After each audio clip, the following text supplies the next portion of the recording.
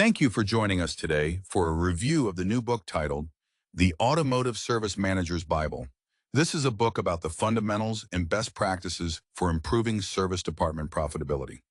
My name is Mark Berger, and I am your co-host. And my name is Eric Jones. I am your other co-host.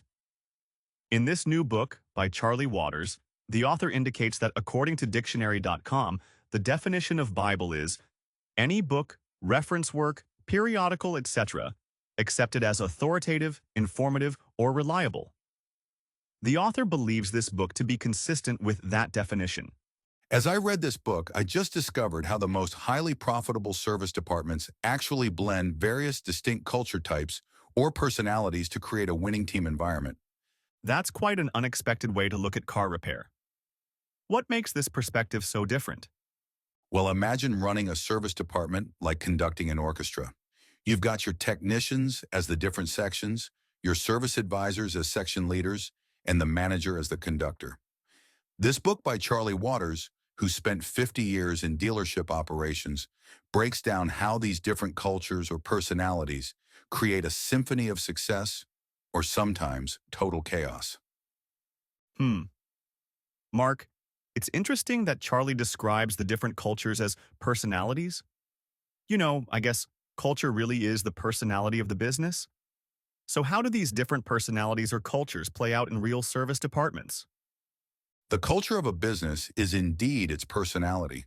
People want to do business with people that they like. Here's where it gets fascinating. In this book, Charlie suggests that there are 5 main factors that make up a service department's culture.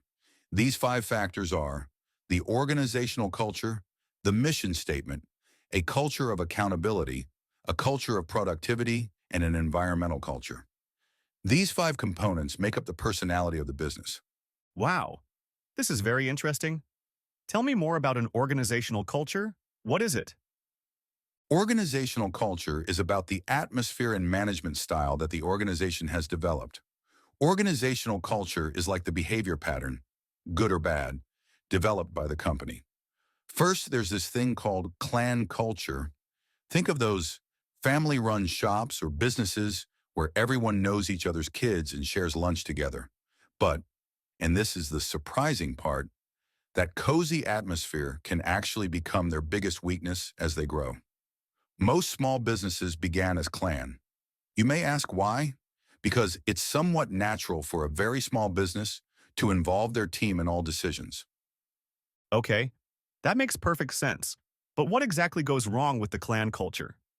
As business grows, lack of authority can become a big issue. Associates may overstep their boundaries, believing there are no boundaries or the boundaries are unclear. If left unchecked, undisciplined, or unbalanced, business could turn into what Waters describes as a banana republic. We more commonly refer to this as the tail wagging the dog. The next organizational culture is defined as adhocracy. This culture is about constant growth and improvement. Associates are encouraged to be creative and innovative. A business with an adhocracy culture seeks to be the leader in their industry.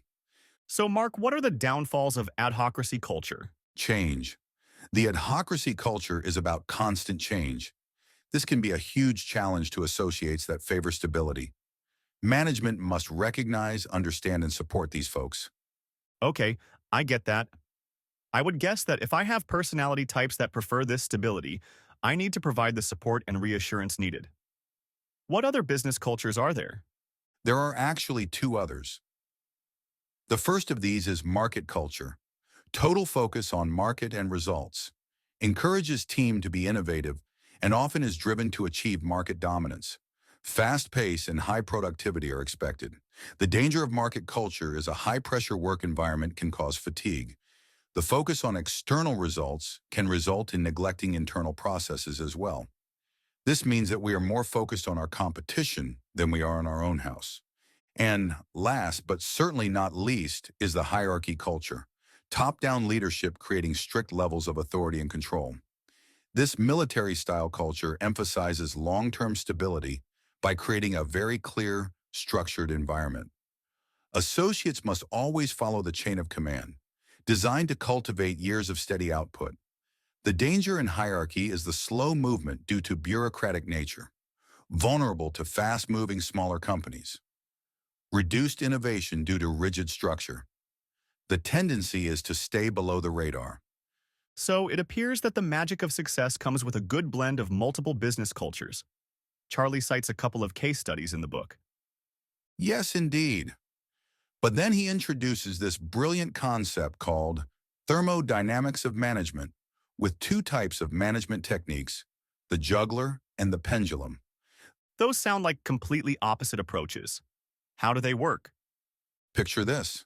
The juggler is constantly keeping multiple balls in the air, hands-on with everything. The pendulum creates self-running systems. But here's the key insight.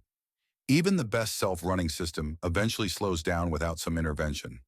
This is perfect logic to assist the manager in getting control of their time. So what's the actual impact on the bottom line? That's where the numbers get really interesting. The book breaks down profitability into two fundamental components, production capacity and conversion. And get this, just improving technician productivity by 10% can mean thousands more in monthly revenue. Well, that's a significant return. How do managers actually implement these changes, though? They begin by using something called a pro forma. It's like a business simulation tool. Want to know what adding two technicians would do to your profits? Or how raising labor rates might impact customer retention? The pro forma can model all of that. And one of my favorite quotes from the book is, "If it ain't in writing, it never happened." That's quite practical. But what about dealing with different generations of technicians? Oh, Eric, that's where things get really complex. The book has this fascinating chapter on flat rate mentality, basically understanding why flat rate techs look at the compensation situation in a totally different way than managers look at it. You see, flat rate pay drives many technicians into believing that they are not really employees. Rather, they feel like independent contractors. With that said, some techs thrive under flat rate pay while others struggle. In Chapter 12, he discusses how with Gen X, Y, and Z entering the workforce, the whole compensation model is being questioned. Sounds like the industry is going through some major changes. Absolutely right, especially with electric vehicles and advanced driver assistance systems becoming more common. But here's what's wild. Waters claims that implementing just one or two changes from his playbook could result in tens of thousands in additional monthly labor sales. That's quite a bold claim. What kind of changes are we talking about? Well, it could be something as straightforward as restructuring the parts workflow or implementing a new dispatch system and/or improving the write-up process. But what makes this approach unique is how it combines all these elements, culture, systems, and metrics, into one cohesive strategy. You know, it seems like these principles could apply to almost any service business. That's exactly what makes this so powerful.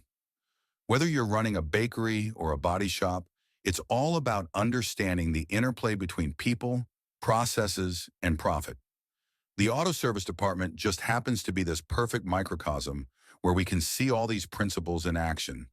So what's the key takeaway for someone managing any kind of service operation? I'd say it's understanding that success isn't just about technical expertise. It's about creating the right culture, implementing self-sustaining systems, and constantly measuring and adjusting. And most importantly, being willing to adapt as the industry evolves. That was well said, Mark. Folks, you owe it to yourself to read this book. It will become a valuable asset to you and your team. It is available on Amazon and other booksellers. So that's all we have time for today. I hope that you have enjoyed this episode of Fixed Ops Help.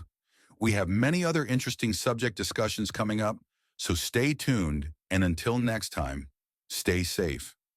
Mark. Thank you, Eric. This has been a pleasure, and we hope to connect to you in future podcasts. Have a great rest of your day.